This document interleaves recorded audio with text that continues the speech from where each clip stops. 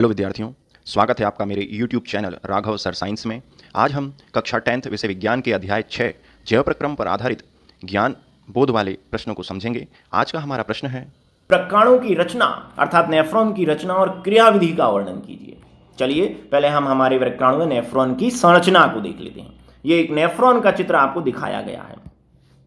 Nephron की अगर संरचना देखें तो नेफ्रॉन दो भागों से मिलकर बना होता है। ये जो हिस्सा है ये नेफ्रॉन का स्त्रावी भाग कहलाता है, और इसके पीछे का भाग जिसमें 1, 2 और ये 3 संरचनाएं हैं, ये नेफ्रॉन का स्त्रावी भाग कहलाता है। सॉरी, ये जो पहला हिस्सा है जो मैं आपको ऊपर की तरफ बता रहा हूं, ये इसे बोमन संपुट कहते हैं, और पीछे का हिस्सा नेफ्रॉन्स का ये स्त्रावी भाग कहलाता है।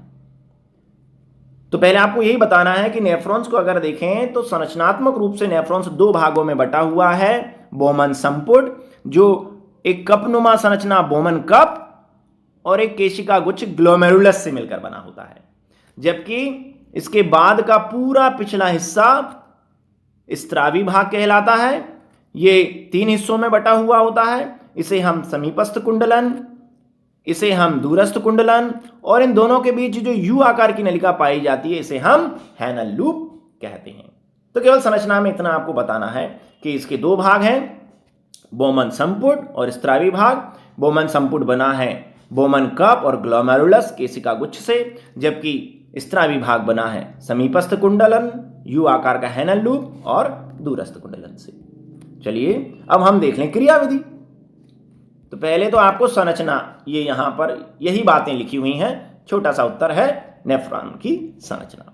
अब हम देखें इसके क्रिया के बारे में कि ये काम कैसे करता है। नेफ्रॉन्स रुधिर को छानता कैसे है, नेफ्रॉन्स रुधिर में से उत्सर्जी पदार्थों को अलग कैसे करता है, रुधिर जो नेफ्रॉन्स है वो मूत्र कैसे बनाता है। तो नेफ्रॉन्स की क्रियाविधि या मूत्र निर्माण की क्रियाविधि को हम समझ रहे हैं। देखिए, मूत्र निर्माण की क्रिया 3 चरणों में होती है। 3 चरण, जिसमें से पहला है अति सूक्ष्म छनन।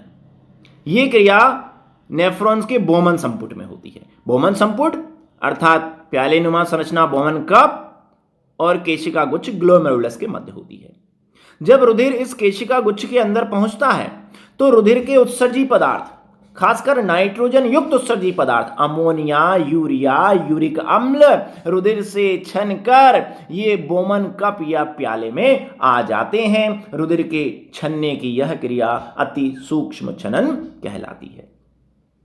तो पहला चरण हो गया, ये कहां हो रहा है, बोमन संपुट में हो रहा है।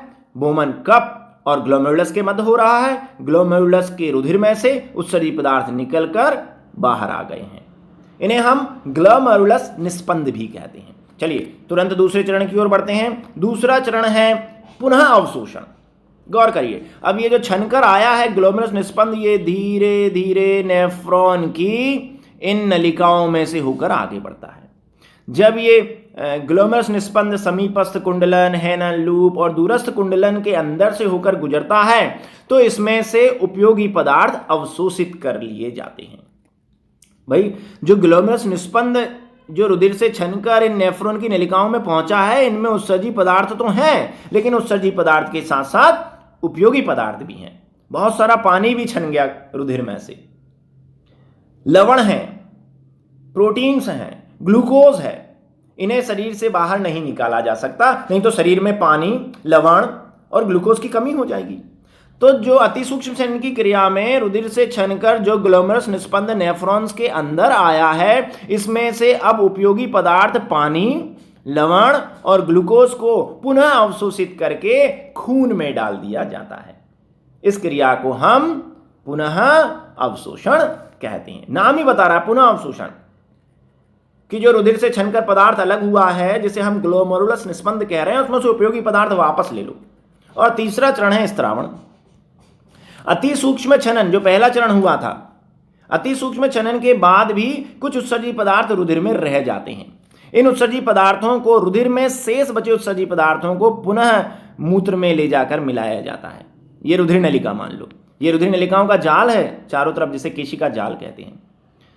तो रुधिर में से उन उत्सर्जी पदार्थों को पुनः मूत्र में पहुंचा दिया जाता है। ये तीसरा चरण कहलाता है स्त्रावण। इस प्रकार हमारा रुधिर पूरी तरह छन जाता है, उसके सारे उत्सर्जी पदार्थ बाहर हो जाते हैं और मूत्र पूरी तरह से सांद्र और उत्सर्जी पदार्थों से युक्त बन जाता है।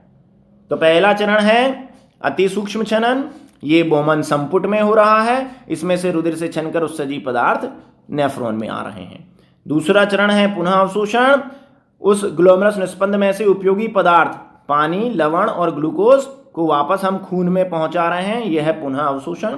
और तीसरा स्त्रावण, रुधिर में शेष बचे हुए उत्सर्जी पदार्थ पुनः हम मूत्र में पहुंचा रहे हैं, ये स्त्रावण है। इस प्रकार रुधिर पूरी तरह छन गया और मूत्र पूरी तरह उत्सर्जी पदार्थों से बना।